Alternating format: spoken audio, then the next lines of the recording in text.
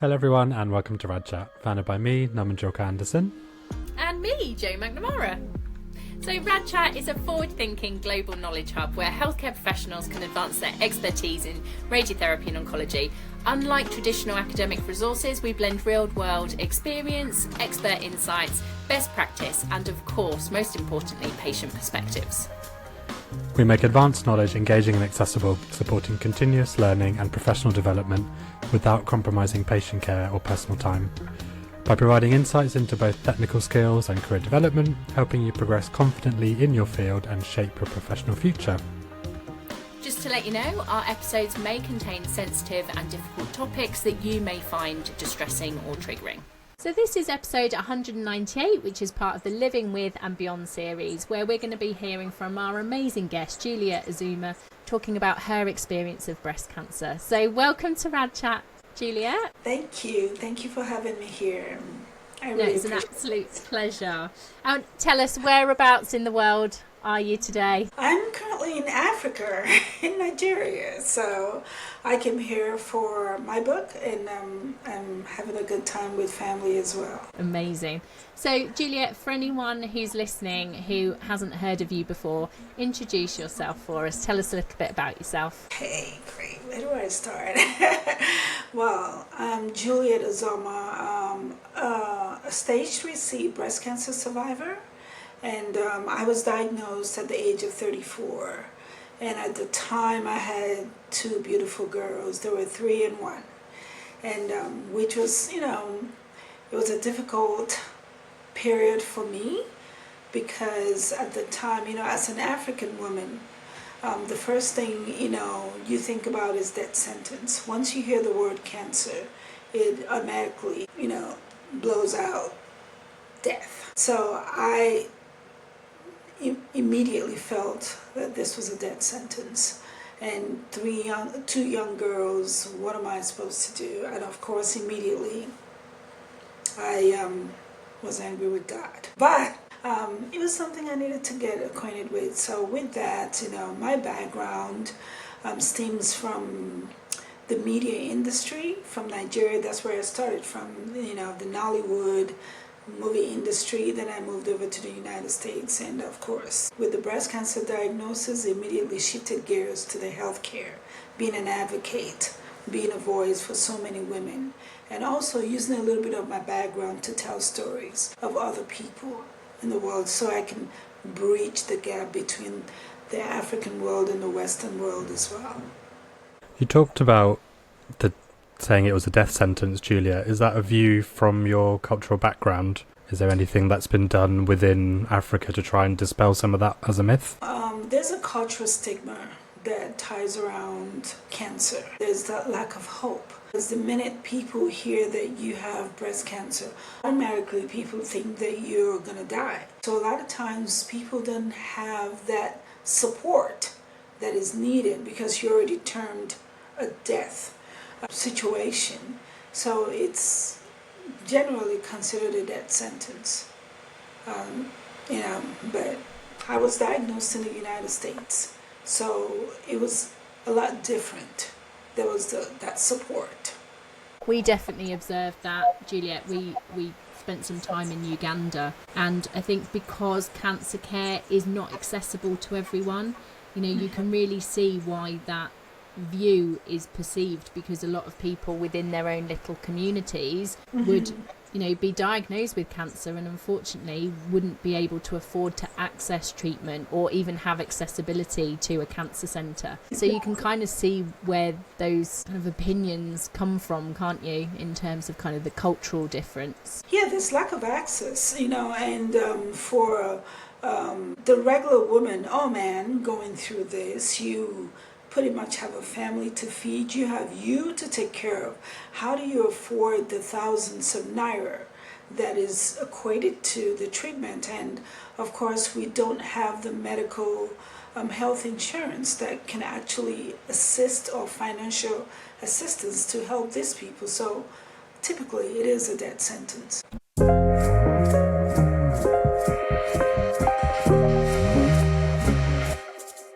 What treatment did you have, Juliet? Well, I went through chemotherapy and radiation. Then, of course, I had a mastectomy, a single left side mastectomy, and a reconstruction as well. It always seems really easy, doesn't it, to just list it off? But I'm sure there was a lot more to it. How did you cope with that treatment journey? I didn't think it was, but it's okay. Having to hear that word and going through a biopsy, because that was the first thing I had to go through to determine if it was cancerous or not.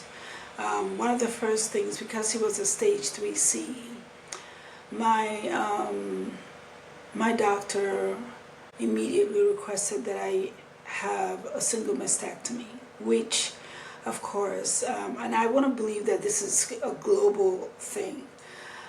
But as an African woman, to have your breast taken off is like taking a piece of you away, taking your womanhood away. It was difficult. But my mindset at the time, not only the difficulty, I just wanted both. I immediately asked if I could have both taken off because I had 2 kids. I wanted to do everything I could to survive. It wasn't an easy decision, but it was one that I had to do or make for my girls. So it was difficult for the mastectomy. And then you think about how people view you. You know, people are going to know that I had the left side of my breast taken off. I'm not going to be looked at as a whole woman, which is a perception, right? Right after that, you know, I immediately went into, I had started with chemotherapy, you know, because that was the process.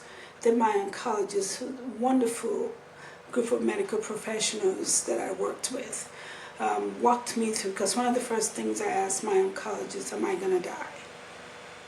And then he said to me, not if you work with me. And I think that gave me a little bit of hope that, you know, if I was a good student, maybe I could just survive it. So it was just a little glimpse of light for me. So I went through chemotherapy, which was difficult. The first day I had the first dose, I was bragging. I said, it's not that bad. I mean, people talk about chemotherapy, it's really not that bad. But a few hours after I got home, it was a whole different story. It was a lot of me. And then the hair loss, because being in the media industry and also having a little bit of a modeling background, you idolize your hair, the physical stuff. So having to get in the shower and just feel my hair falling off was, it was difficult. But it had to happen. And for me, I think looking at my daughters who were 3 and 1, I just had to just get the courage to keep going, keep pushing. And then right after the chemotherapy, I immediately started radiation. But there had to be a hard stop during radiation because it affected my esophagus. I couldn't eat, couldn't drink. Then I was also put into chemo brain because I was affiliated with a medical college. So they had clinical trials, which I wasn't forced to. It was, I opted to be so to say, guinea pig because I needed to know why so young and why it was, really heavy in my continent. A lot of young women at the time. So I did that, and of course I went through memory loss. The difficult part was having to look at my girls, and sometimes I would ask my mother, who was very, supportive at the time, who flew all the way from Africa to the United States to, be there for me. I would ask who they were. It was tough. Thank you for sharing. It's obviously a lot to go through, especially with such young children. When you talked about your hair loss, Juliet, did they talk through anything like scalp cooling or how your hair might be different when it grows back afterwards? Yes, they did. But I think at the time there was just too many traffic. There was just so much to process, so much to go through that I could only grab what I could. And I have to add that before I met my oncologist that I went through the treatment process with, I had met with a different oncologist, and all I heard him say was, "Oh, you have a stage 3C.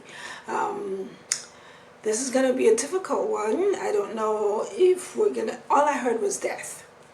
And I remember getting up from that office and I walked away. I said, "No, if I stick with you, I'm going to die." But then I requested for a second opinion. So yes, they did. I just, at the time, didn't pay a lot of attention. I just was focused on surviving. I think that's what a lot of patients actually talk about, the fact that there's so much information to take on board, as well as dealing with the emotional impact of having a cancer diagnosis. You're told, and then you're given lots of leaflets, lots of information, lots of suggestions of things you can do, and sometimes I think, it's overwhelming at the best of times, but after kind of shutting everything out, just hearing those words, it must be really difficult. Juliet, talk us a little bit about kind of how you're doing now that some time has passed. How are you coping with the long-term side effects of cancer treatment?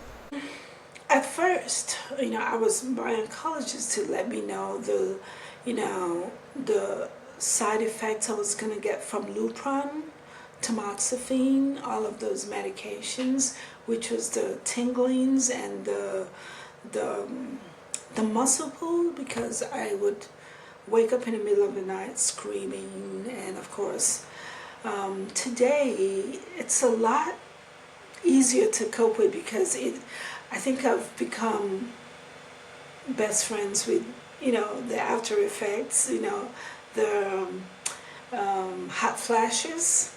I still do have the hot flashes a lot, so I'm doing a lot better than I was. Juliet, obviously you talked about how they'd explained the side effects that you were going to experience.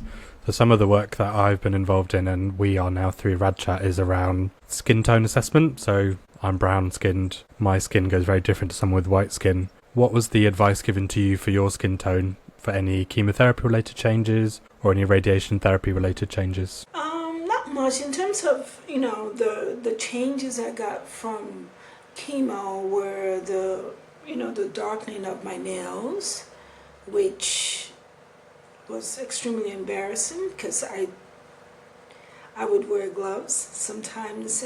My skin really didn't change as much. The skin tone didn't change. It was just more of the nails turning really black. And of course, it was difficult to go out and hand somebody something or try to buy something without people looking at you weird. So, and it's extremely funny wearing gloves in the middle of summer. But I didn't have a lot of skin tone changes.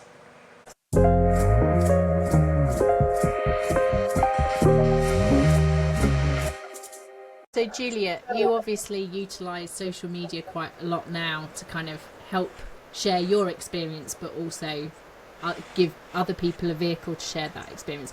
What's some of the things you've learned from hearing other people's stories that kind of have stuck with you? Before the social media space, I was opportune to, work with women in the community. That's where it all started, with Nurses Affecting Change, which was the organization that actually did help me financially to finance my chemotherapy and radiation. So right after treatment, I chose to work with them, volunteer with them into the community. It was a lot of mixed feelings, especially in the African community in churches. When I would go to share my story, to empower other people, there were some positive and there were more of negative feedbacks than positive in my community, because then people, like I said, this is something that is looked upon as a death sentence. And then when you talk about it, I've had times when people would say, you know what, I don't want to hear it. I really don't want this disease on me. So it felt like I was infectious, or I had some bad omen, around me, which, it was difficult at times. There were times I wanted to stop. But I remember during the diagnosis and the news, I had a deal with God. I said, give me a second chance, and I would pay it forward. So with the negative feedbacks, I chose to tune those out, and I just kept going. Then going into the social media space, I learned that there were a lot of women who needed people such as myself to share my story so they could actually live on that hope, because it did help them. One, be able to visit the doctors, the medical facilities, actually basically be a part of the treatment. Because in the African culture, a lot of times we equate this kind of sickness to, I'm just going to pray and believe that the miracle comes. But with my story, I empower women to let them know that as much as we believe in God and, our religious spaces, the medical professionals are also God sent, so to say, because with their professional background, they're able to help people such as us to break through that and be able to help us, just live another day, pretty much. It's very nice that you talk very openly about your spirituality. I find that, I don't know, maybe if it's a cultural thing, but a lot of the patients that I've seen, they might only find their spirituality, whether that is through God or religion or through something else, once they've had their cancer diagnosis. But it sounds like it's something that you've kept, for quite a long time, and you're still using and harnessing to continue your work, if that makes sense. How do you find other people who maybe have lost faith due to a cancer diagnosis? How do you manage that conversation? Okay, so, first of all, once you're diagnosed, one of the first things, like I mentioned earlier, I had a fight with God. So it's easy to lose your faith, and just, because one of the questions I asked God was, I did everything right. Why me? But the question is, why not me?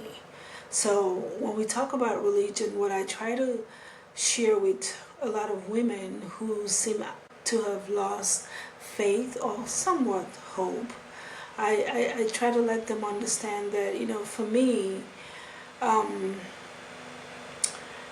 sometimes I'm one of those people that just, I'm trying to find the right word. I could be very ignorant of certain things. And so I felt like, having gone through the diagnosis of breast cancer and being an advocate, the way I tell the story is that God chose me to do this work. Because if I hadn't gone through it, I can almost guarantee you that I wouldn't put in the work that I put in today.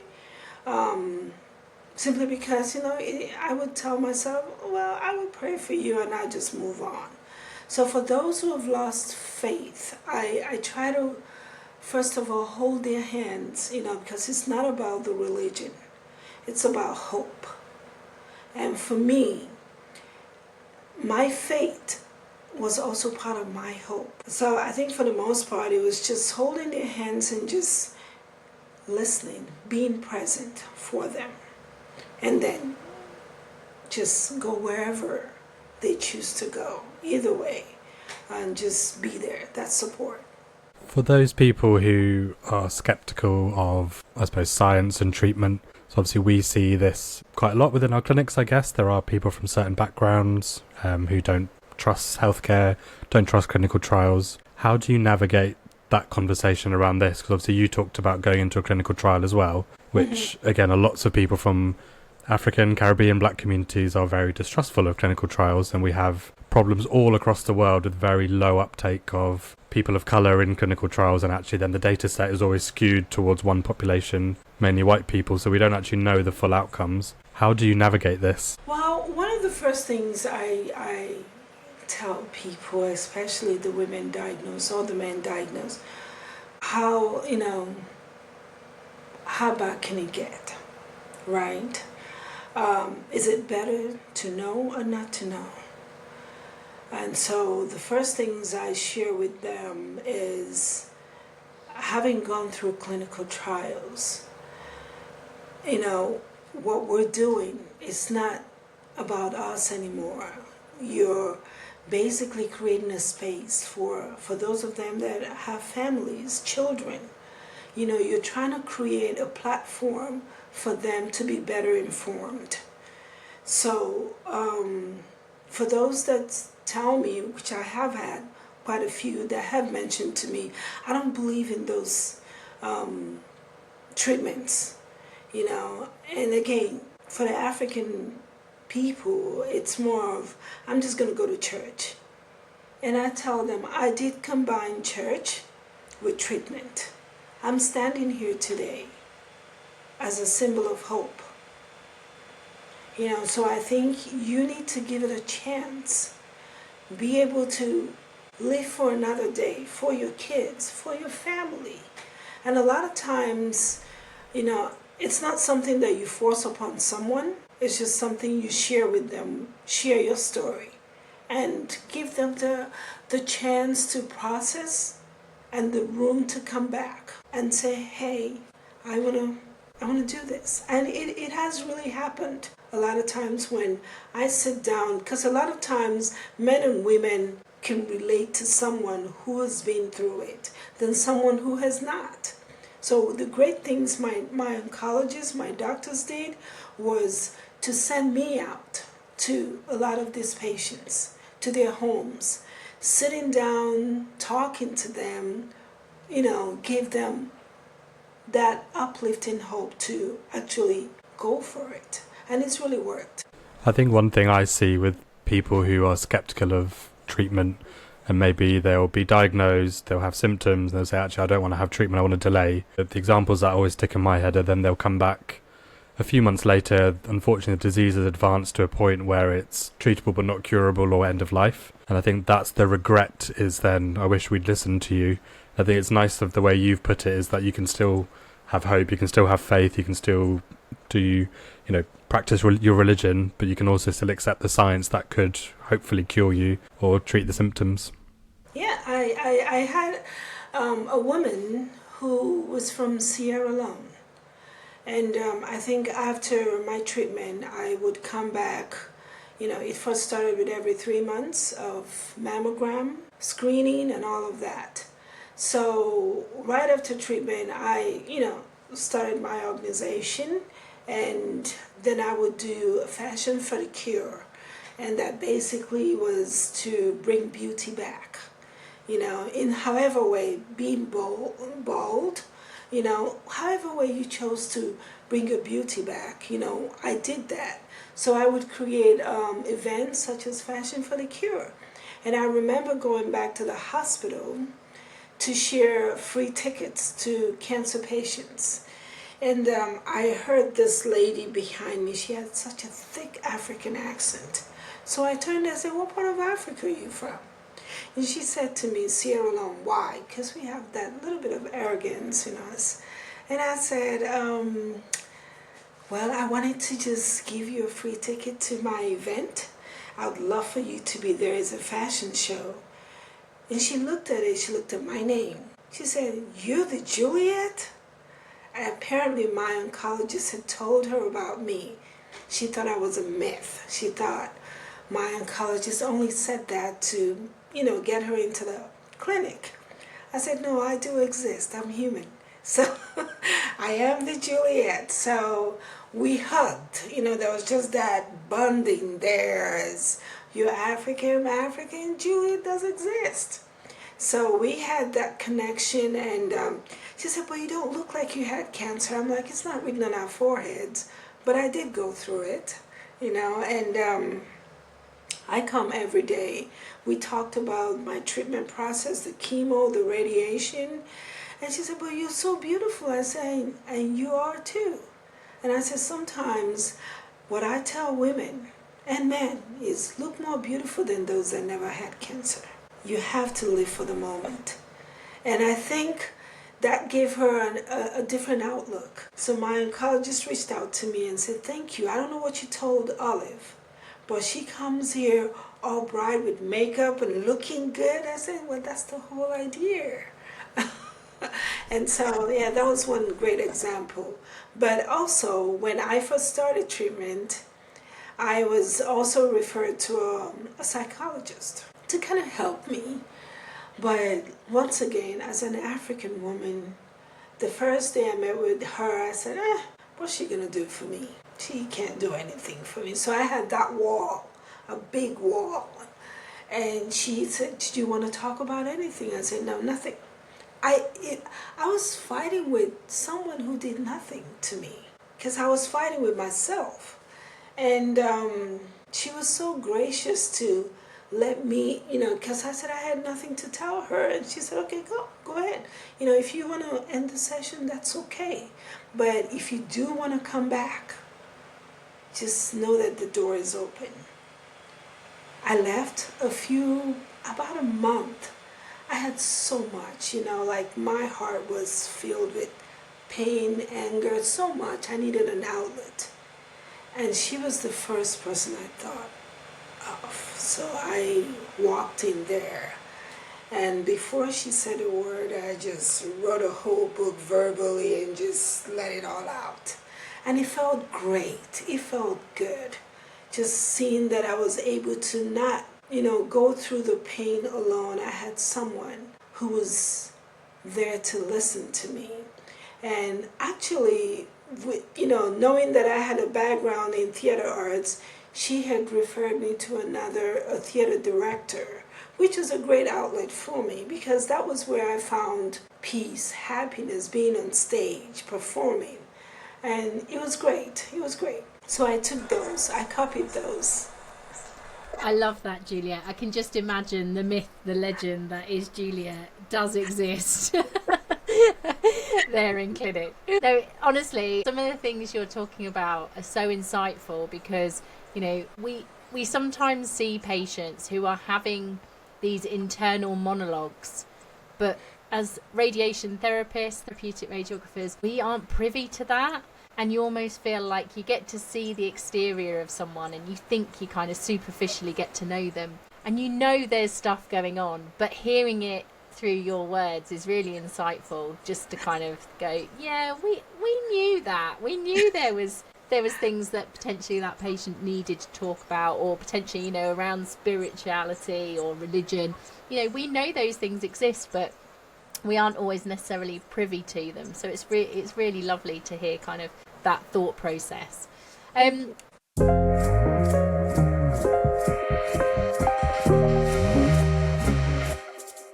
Juliet, tell me about Courage to Dare project. Ooh. Courage to Dare was another baby at birth.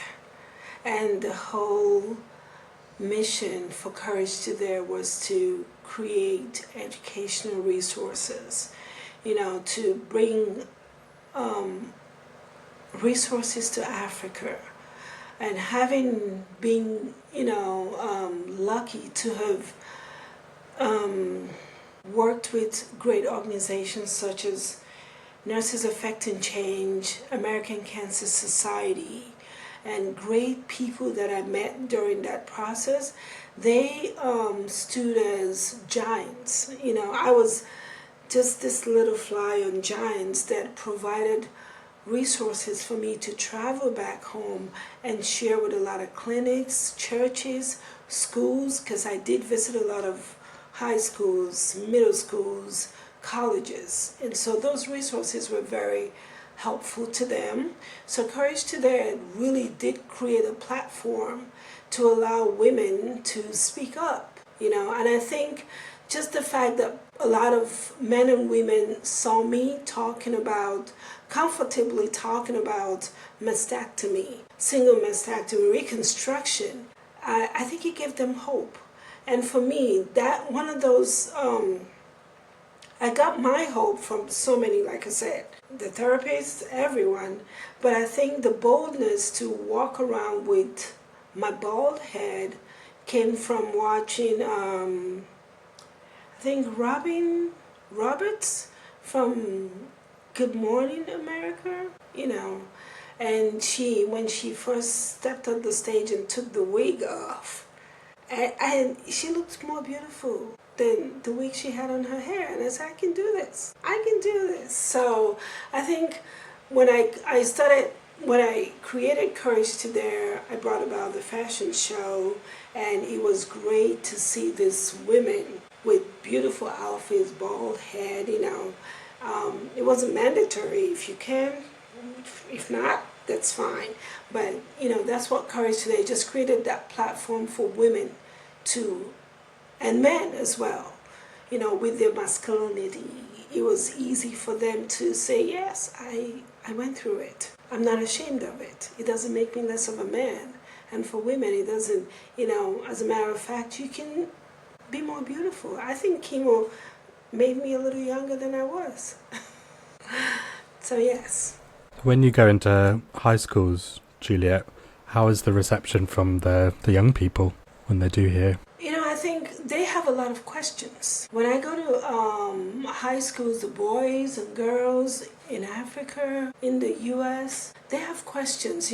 What do you do? How do you check? And I would, for the girls, I would tell them about their periods, their monthlies, when to check, days before, days after. They're inquisitive. And I said, when you notice something that suspicious, that you're not unsure, reach out to your parents, call the doctors. Your first instinct, you should go with that first. So that I also taught my children. Unfortunately, I don't have the name of the book right on top. I had this wonderful oncologist that wrote a book about breast cancer, but she wrote it for young kids. And the story was this boogeyman attacking mommy's boobs. And I think those were the books I read for my daughters to even understand cancer. And so it was easy for me to share those books in middle schools and sometimes in high schools as well, because I know my oldest daughter was very inquisitive. I remember her saying to me one time, I think I had just gone through chemo, and she said to me, can we go outside and play? I was so tired, and I just wanted to not do anything, just be by myself. And she said, I'm so sorry I made this happen to you. I said, oh no, darling, you didn't do anything. And I think with just those words, I don't know where I got the energy. I said, come on, let's go play, And I had to let her know that this was the boogeyman that attacked mommy's boobs. It had nothing to do with you. How are we going to get them? So, yeah. You've got to love kids and the things they come out with. Bless them. So, Juliet, you wrote a book. Tell us about that. Flowers of Courage. My journey through breast cancer from weakness to power. In so many ways, more of sharing my legacy with the world.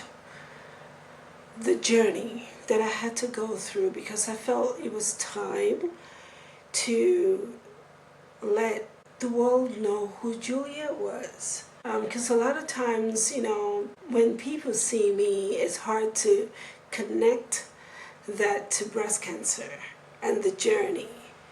I felt that sharing my journey would let other men and women understand the stages I had to go through. It wasn't all rosy. There was the suicidal moments. There was the hope again. There was, lack of faith sometimes. And almost losing hope. Even though I had the support, there was still that struggle. And so I felt that the world needed to hear my story, and for the most part, I shared what I felt would help another person get through their struggle. So, from weakness was when I had to sit back and watch the diagnosis of cancer, take a different shape. And power is holding on to my faith, hope, and the need to stand strong and bold through all the pain.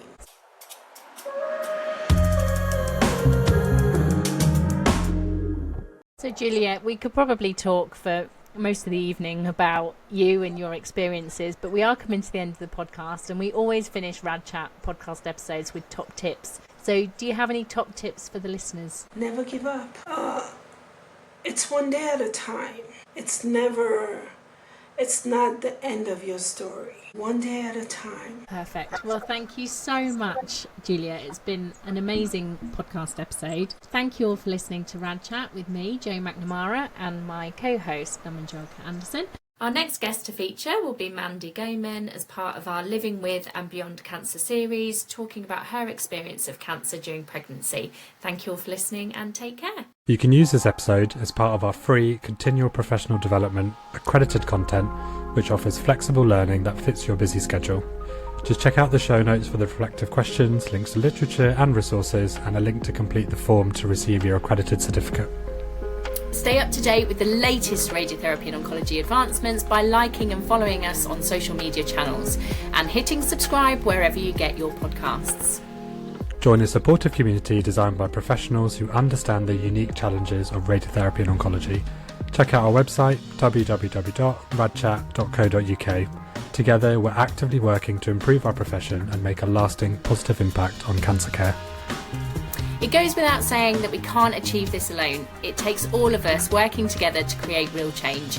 That's why we value every voice and every contribution. We ask that you listen and learn, spread the word, share your story, and if you need to, contact us. If you like what we're doing, buy us a coffee, keep us caffeinated, go to our website to find out more.